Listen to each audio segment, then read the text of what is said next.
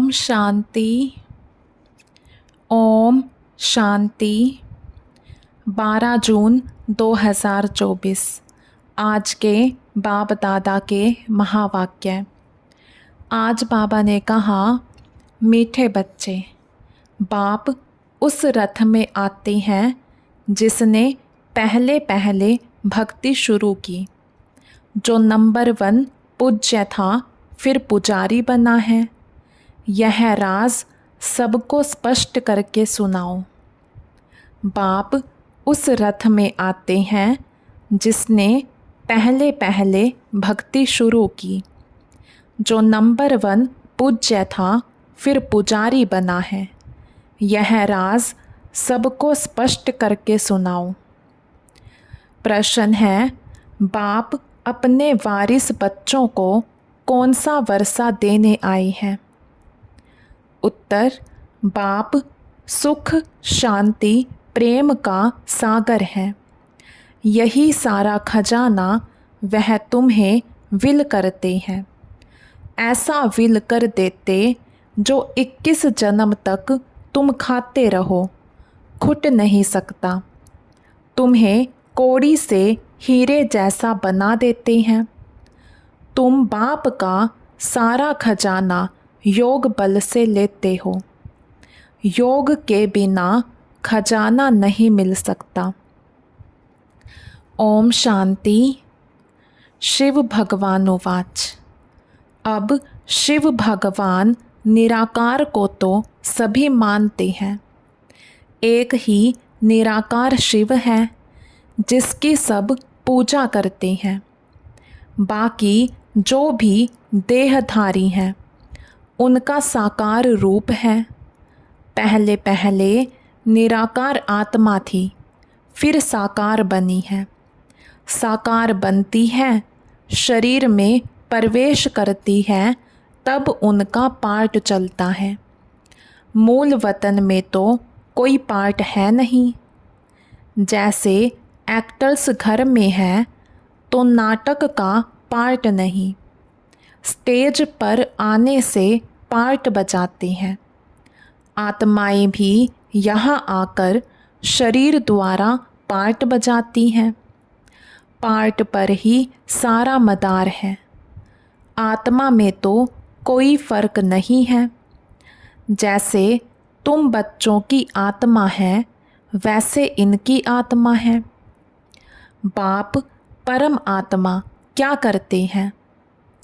उनका ऑक्यूपेशन क्या है वो जानना है।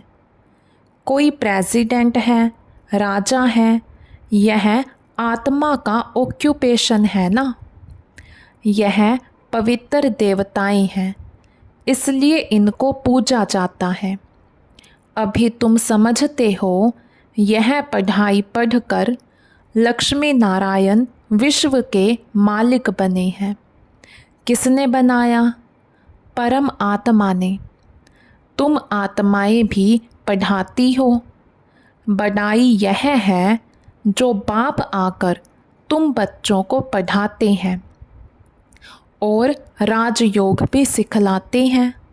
कितना सहज है। इसको कहा जाता है राजयोग। बाप को याद करने से हम सतो प्रधान बन जाते हैं। बाप तो है ही सतो प्रधान। उनकी कितनी महिमा गाते हैं। भक्ति मार्ग में कितना फल, दूध आदि चढ़ाते हैं। समझ कुछ नहीं। देवताओं को पूजते हैं, शिव पर दूध, फूल आदि चढ़ाते हैं। कुछ पता नहीं। देवताओं ने राज्य किया, अच्छा शिव पर क्यों चढ़ाते? उसने क्या कर्तव्य किया है जो इतना पूजते हो? देवताओं का तो फिर भी मालूम है, वह हैं स्वर्ग के मालिक। उन्हों को किसने बनाया यह भी पता नहीं। पूजा भी करते हैं शिव की, परंतु ख्याल में नहीं कि यह भगवान है। भगवान ने इन्हों को ऐसा बनाया है। कितनी भक्ति करते हैं सब अनजान। तुमने भी शिव की पूजा की होगी, अभी तुम समझते हो, आगे कुछ भी नहीं जानते थे। उनका ऑक्यूपेशन क्या है, क्या सुख देते हैं, कुछ भी पता नहीं था। क्या यह देवताएं सुख देते हैं?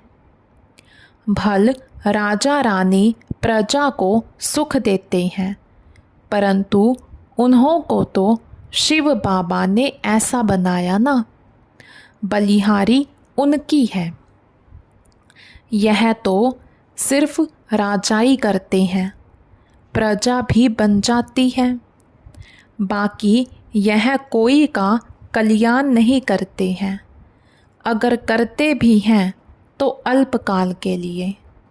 अभी तुम बच्चों को बाप बैठ पढ़ाते हैं, उनको कहा जाता है कल्याणकारी। बाप अपना परिचय देते हैं, मेरे लिंग की तुम पूजा करते थे, उनको परम आत्मा कहते थे। परम आत्मा से परमात्मा हो जाता, परंतु यह नहीं जानते कि यह क्या करते हैं। बस सिर्फ कह देंगे कि वह सर्वव्यापी है, नाम रूप से न्यारा है। फिर उस पर दूध आदि चढ़ाना शोभता नहीं है। आकार है तब तो उस पर चढ़ाते हैं ना, उनको निराकार तो कह नहीं सकते। तुमसे मनुष्य आर्ग्यू बहुत करते हैं, बाबा के आगे भी आकर आर्ग्यू ही करेंगे, फालतू माथा खपाएंगे, फ़ायदा कुछ भी नहीं। यह समझाना तो तुम बच्चों का काम है। तुम बच्चे जानते हो बाबा ने हमको कितना ऊंच बनाया है, यह पढ़ाई है। बाप टीचर बन पढ़ाते हैं, तुम मनुष्य से देवता बनने के लिए पढ़ रहे हो। देवी देवता हैं सतयुग में, कलयुग में होते नहीं। राम राज्य ही नहीं जो पवित्र रह सकें। देवी देवता थे, फिर वाम मार्ग में चले जाते हैं। बाकी जैसे चित्र दिखाए हैं ऐसे नहीं। जगन्नाथ के मंदिर में तुम देखेंगे काले चित्र हैं। बाप कहते हैं माया जीते जगत जीत बनो, तो उन्होंने फिर जगतनाथ नाम रख दिया है। ऊपर में सब गंदे चित्र दिखाए हैं। देवताएं वाम मार्ग में गए तो काले बन पड़े, उनकी भी पूजा करते रहते हैं।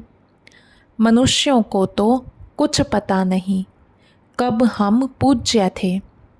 84 जन्मों का हिसाब किसी की भी बुद्धि में नहीं है। पहले पूज्य सतो प्रधान, फिर 84 जन्म लेते लेते तमो प्रधान पुजारी बन पड़ते हैं। रघुनाथ मंदिर में काला चित्र दिखाते हैं, अर्थ तो उनका कुछ भी समझते नहीं। अभी तुम बच्चों को बाप बैठ समझाते हैं। ज्ञान चिता पर बैठ गोरे बनते हो, काम चिता पर बैठ काले बन पड़ते हो। देवताएं वाम मार्ग में जाकर विकारी बन पड़े, फिर उनका नाम देवता तो रख नहीं सकते।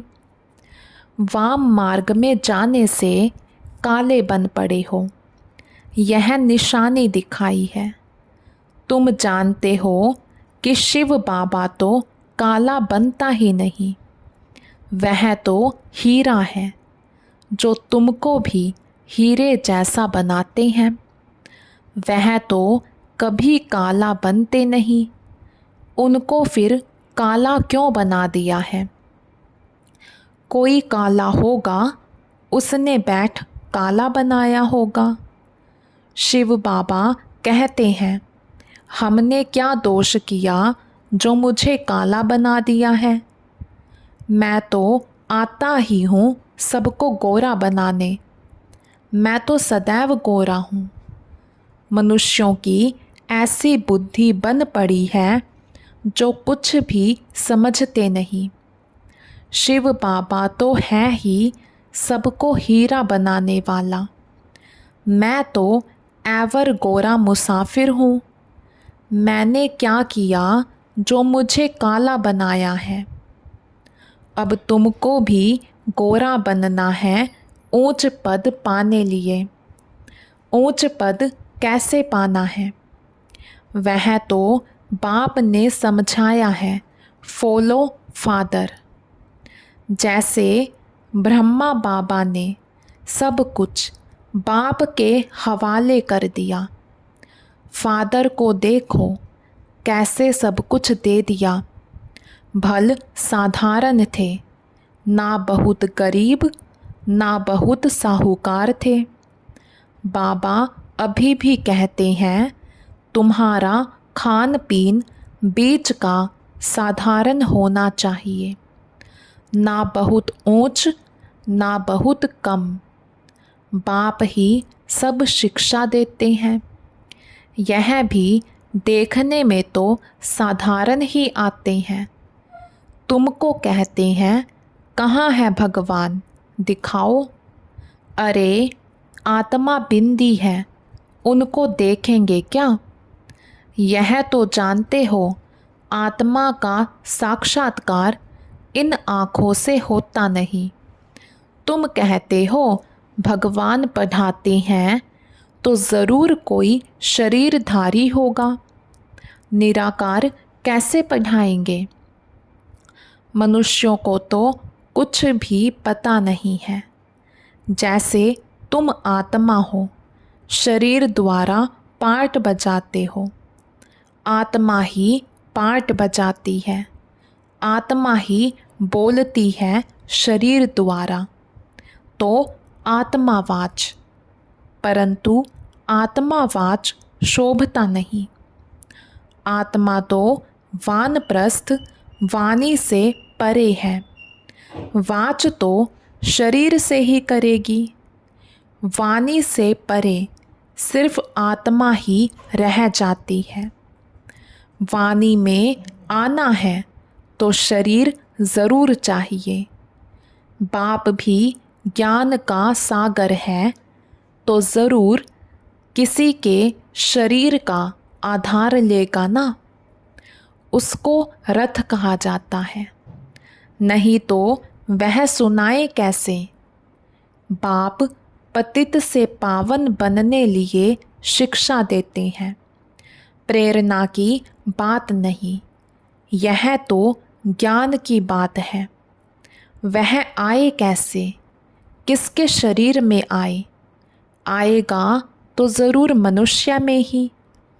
किस मनुष्य में आए कोई को पता नहीं है सिवाय तुम्हारे।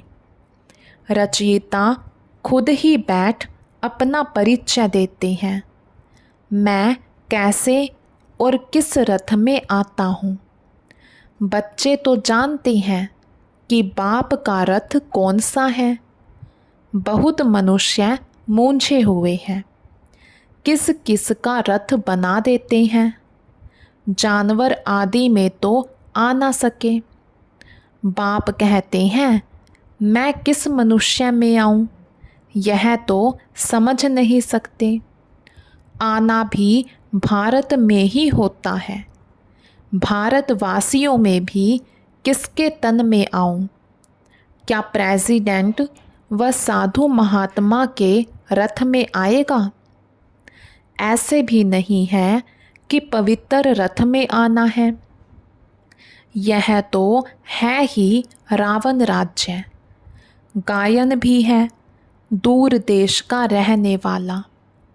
यह भी बच्चों को पता है कि भारत अविनाशी खंड है, उसका कभी विनाश नहीं होता। अविनाशी बाप अविनाशी भारत खंड में ही आते हैं। किस तन में आते हैं वह खुद ही बताते हैं, और तो कोई जान ना सके। तुम जानते हो कोई साधु महात्मा में भी आ ना सके। वह है हठ योगी, निवृत्ति मार्ग वाले। बाकी रहे भारतवासी भक्त। अब भक्तों में भी किस भक्त में आए। भक्त पुराना चाहिए, जिसने बहुत भक्ति की हो। भक्ति का फल भगवान को देने आना पड़ता है। भारत में भक्त तो ढेर हैं, कहेंगे यह बड़ा भक्त है, इसमें आना चाहिए। ऐसे तो बहुत भक्त बन पड़ते हैं। कल भी कोई को वैराग्य आए, भक्त बन जाए, वह तो इस जन्म का भक्त हो गया ना। उसमें आएंगे नहीं। मैं उसमें आता हूँ जिसने पहले पहले भक्ति शुरू की। द्वापर से लेकर भक्ति शुरू हुई है। यह हिसाब किताब कोई समझ ना सके। कितनी गुप्त बातें हैं। मैं आता हूँ उसमें जो पहले पहले भक्ति शुरू करते हैं। नंबर 1 जो पूज्य था वही फिर नंबर 1 पुजारी भी बनेगा। खुद ही कहते हैं यह रथ ही पहले नंबर में जाते हैं, फिर 84 जन्म भी यही लेते हैं। मैं इनके ही बहुत जन्मों के अंत के भी अंत में प्रवेश करता हूँ। इनको ही फिर नंबर 1 राजा बनना है। यही बहुत भक्ति करते थे। भक्ति का फल भी इनको मिलना चाहिए। बाप दिखलाते हैं बच्चों को कि देखो यह मेरे पर वारी कैसे गया, सब कुछ दे दिया। इतने ढेर बच्चों को सिखलाने लिए धन भी चाहिए। ईश्वर का यज्ञ रचा हुआ है।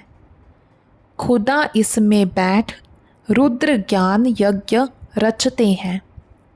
इसको पढ़ाई भी कहा जाता है। रुद्र शिव बाबा जो ज्ञान का सागर है, उसने यज्ञ रचा है दान देने के लिए। अक्षर बिल्कुल ठीक है। राजस्व स्वराज्य पाने के लिए यज्ञ। इसको यज्ञ क्यों कहते हैं? यज्ञ में तो वह लोग आहुति आदि बहुत डालते हैं। तुम तो पढ़ते हो, आहुति क्या डालते हो? तुम जानते हो हम पढ़कर होशियार हो जाएंगे, फिर यह सारी दुनिया इसमें स्वाहा हो जाएगी। यज्ञ में पिछाड़ी के टाइम जो भी सामग्री है सब डाल देते हैं। तुम बच्चे अब जानते हो, हमको बाप पढ़ा रहे हैं। बाप है तो बहुत साधारण, मनुष्य क्या जाने। उन बड़े बड़े आदमियों की तो बहुत बड़ी महिमा होती है। बाप तो बहुत साधारण सिंपल बैठा है। मनुष्यों को कैसे पता पड़े? यह दादा तो जौहरी था। शक्ति तो कोई देखने में नहीं आती, सिर्फ इतना कह देते इसमें कुछ शक्ति है, बस। यह नहीं समझते कि इसमें सर्वशक्तिमान बाप है। इसमें शक्ति है।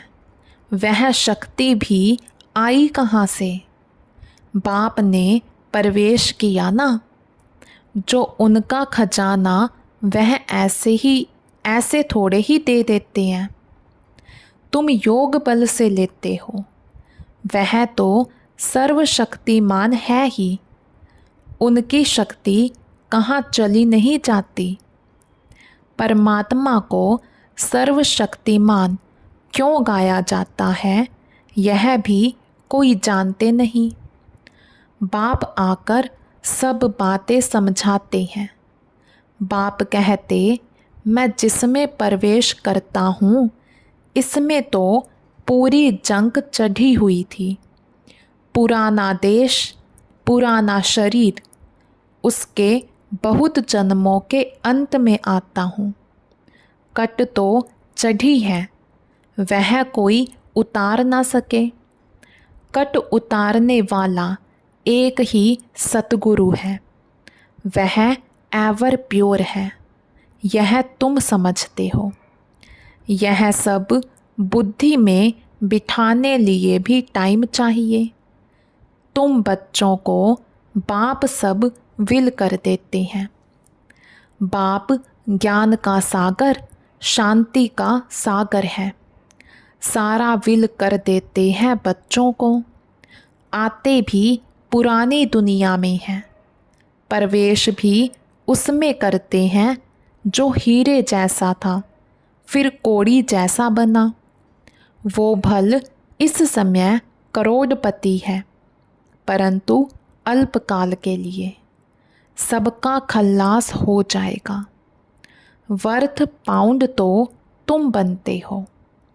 अभी तुम भी स्टूडेंट हो, यह भी स्टूडेंट है, यह भी बहुत जन्मों के अंत में है। कट चढ़ी हुई है।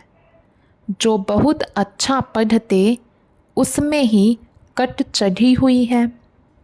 वही सबसे पतित बनते हैं, उनको ही फिर पावन बनना है। यह ड्रामा बना हुआ है। बाप तो रियल बात बताते हैं। बाप है ट्रूथ, सत्य। वह कभी उल्टा नहीं बतलाते। यह सब बातें मनुष्य कोई समझ ना सके। तुम बच्चों बेगर मनुष्यों को कैसे पता पड़े। अच्छा, मीठे मीठे सिकिलधे बच्चों प्रति माता पिता बाप दादा का याद प्यार और गुड मॉर्निंग। रूहानी बाप की रूहानी बच्चों को नमस्ते। हम रूहानी बच्चों की रूहानी बाप दादा को दिल व जान शिकवा प्रेम से नमस्ते जी, नमस्ते जी। धारणा के लिए मुख्य सार। फर्स्ट पॉइंट, ऊंच पद पाने के लिए पूरा फॉलो फादर करना है। सब कुछ बाप के हवाले कर ट्रस्टी हो संभालना है। पूरा वारी जाना है। खान पान रहन सहन बीच का साधारण रखना है। ना बहुत ऊंच ना बहुत नीच।